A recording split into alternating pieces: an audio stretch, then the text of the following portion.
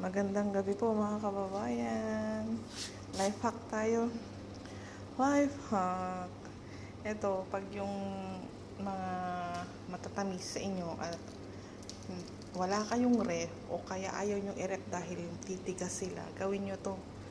Maglagay kayo ng tubig sa isang plato, saka nyo ilagay. Ito kasi is syrup ng dates na may halong tagapulot o red sugar, yung bang ropa yan,